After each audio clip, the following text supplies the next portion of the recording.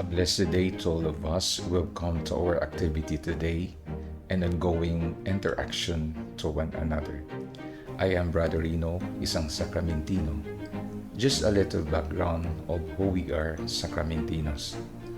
Our congregation, the Congregation of the Blessed Sacrament, is a religious clerical institute of pontifical right composed of religious priests, deacons, and brothers.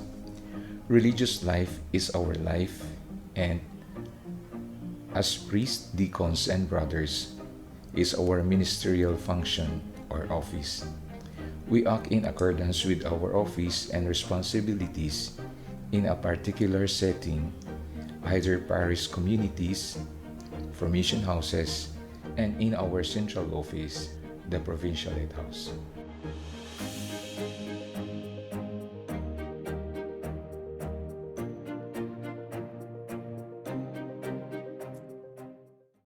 In the first letter of Peter, chapter 4, verses 8 to 10, it says, "Above all, keep loving one another earnestly, since love covers a multitude of sins.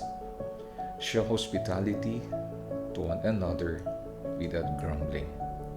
As each has received a gift, use it to serve one another as a good stewards of God's varied grace." The first letter of Peter is written by the Apostle Peter itself. According to the summary of the letter, the author identifies himself as the Apostle Peter. First letter of Peter, chapter 1, verse 1. Peter, an apostle of Jesus Christ, to God's elect, exiles scattered throughout the provinces of Pontus, Galatia, Cappadocia, and Asia, and Bithynia. What is the significance of these verses that we simplify with our interactions as we go on with our reflection today? Peter communicates to us how we love one another, as he said, "Love covers a multitude of sin. If we show hospitality, never grumble, and we have to use the gifts we receive in the service to one another as good stewards of God's grace." If I could say it very well, our perspective in life in some way affects others' lives. There is always a tendency that we dictate our philosophies in life, and we forget to appreciate the viewpoint or outlook of others' lives. Seemingly, we say, "I am right," and they are not. If we do this way, we do not collaborate with what God teaches us through His apostles. Peter, in his message, encourages us to be mindful that we are stewards of God's grace, that love covers the deficiency of others, and we were sent to help those in need. The inadequacy of others should be strengthened and not a factor of putting them down. What was the essential teaching of Jesus Christ is love your God, love your neighbor. Very simple, but it is not easy. Matthew Kelly, in his book titled Catechesis, points out three major practical philosophies that may influence the modern schema. 1. Individualism. 2. Hedonism. And 3.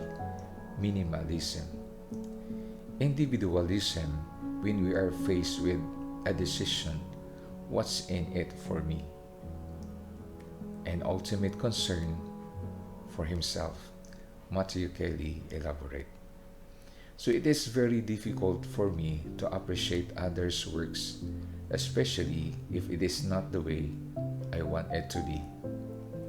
In the Gospel of John chapter 6 verses 45 to 51, the Jews commented to what Jesus said, "I am the bread that came down from heaven, I would say I need to dig more into how to qualify others' works.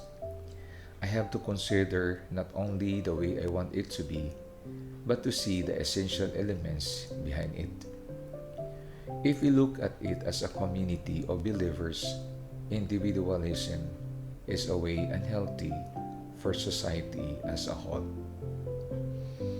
We say what is the interest of a Christian community is to follow Jesus, and his concern is about his people and nations.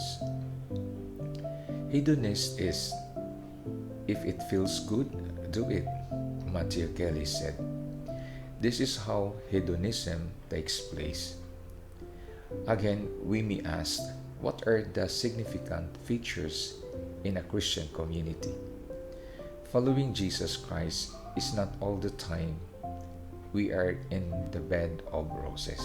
In the first book of Kings, chapter 19, verses 4 to 8, we read the journey of Elijah in the desert for 40 days. He almost gave up and wanted to die because he could no longer take his journey. Hedonism is not an expression of freedom, Matthew Kelly mentioned.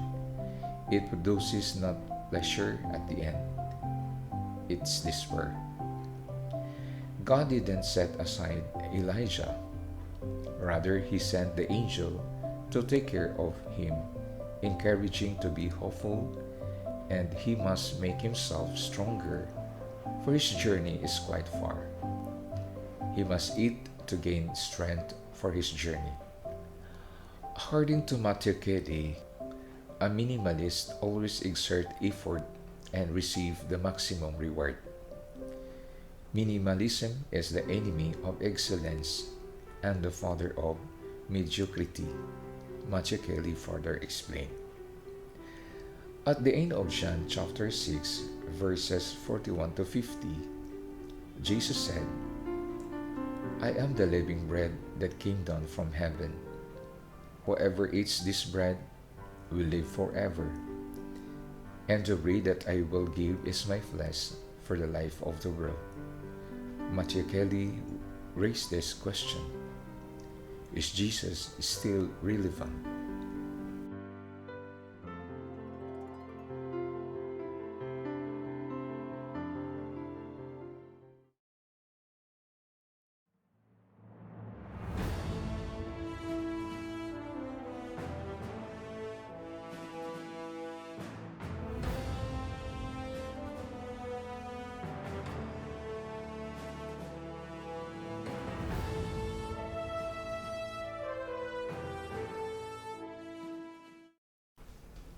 I will recall the very first moment we implored God's intervention when lockdown was implemented in our country because of the coronavirus 19 pandemic. We then start our holy hour against this coronavirus 19. Why? Because we believe that Christ is the fulfillment of our yearnings. We claim that the philosophy of Christ always bound for his people and not for himself.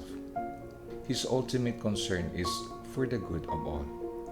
He never thought and said, if I feel good, then I have to do it. He is a father of inspirations, not of despairs. I am sure that many of us will agree with the conviction of Matthew Kelly. Only with Jesus we can find the ultimate philosophy of happiness, because his philosophy is self-donation.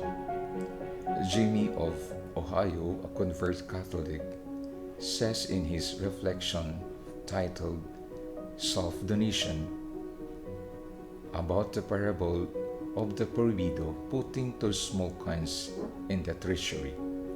He said, the poor widow illustrates an important concept which Jesus praises, because she has offered her whole livelihood. Jesus Christ never put down those outcast people. Rather, he lifted them up. He forgives the sinners.